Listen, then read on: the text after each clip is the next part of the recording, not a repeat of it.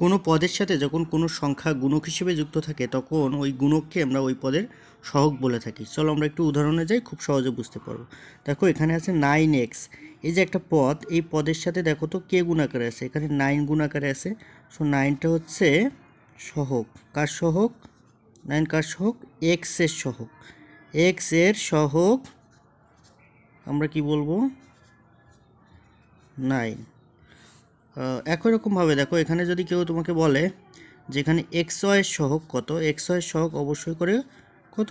10, কারণ এক্স ওয়াইয়ের সাথে 10 গুণ আকারে আছে। একই রকমভাবে যদি এখানে বলে জেড এর সহগ কত, এখানে জেড এর সহগ কত?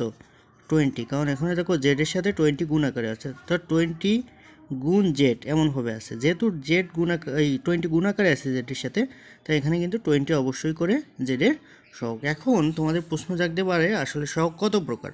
সহগ আসলে দুই প্রকার।